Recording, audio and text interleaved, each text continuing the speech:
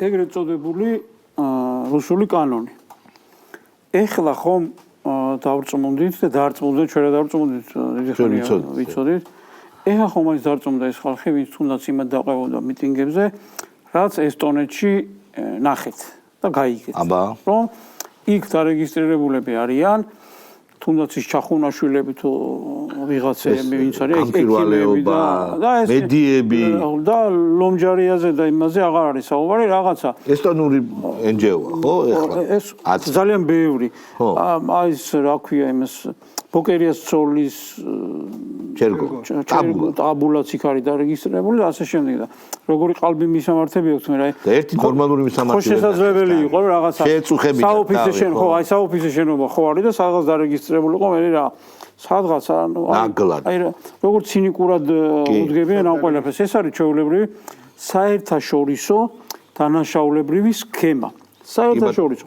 ეხლა თქვენ თუ ვინმეს გონიათ რომ იქიდან იქ ანგარიში რა გახსნით და იქ ფული ჩაერიცხებათ და მე რეგენი აქეთ რიცხავენ აბა რა შვები არა საერთოს მეშვეობით შემოდის ფული ანუ ამას აი არ უნდა ბევრი რაღაცა ანუ ესტონური NGO-ა რა თქმა უნდა და შემოდის ესტონეთის საელჩო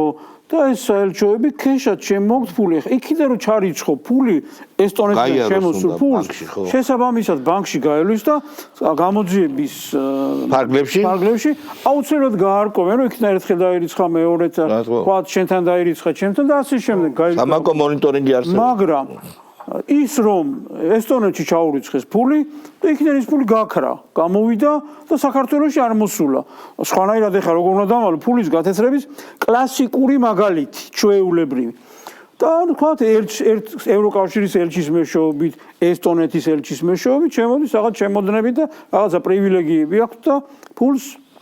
აპარებენ საქართველოში. ეხლა უყურეთ ანუ აქ რასაც აკეთებდნენ აქ რასაც აკეთებდნენ თურმე კეთილშობილური მიზნები რო ქონდათ ხო და რა თურმე ხალხს რო ეხმარებოდნენ და NGO-ს რო ფულს ურიცხავდნენ იქიდან დასავლელი პარტნიორები ეგრეთ წოდებული ხო და აქ თურმე მთავრობა მე ხელი შეუშალა რომ იცი რა თქვენ რაღაც ამ კანონების მიღებით ხელი შეუშალეთ რომ ხალხს დაეხმარონ ესენი და გააგრძელონ თავიანთი საქმიანობა რომელიც თურმე რაღაცა დღე-დაღამე ჩვენზე რო ფიქრობენ რაღაც დემოკრატია რო უნდა განვითარდეს და სოფლის მეურნეობა და ჯანდაცვა და ასე შემდეგ ანუ მაშინ მითხარით რატომ აკეთებენ ამას დღეს ანუ რატომ შემოაქვთ ჩუმად ისე რომ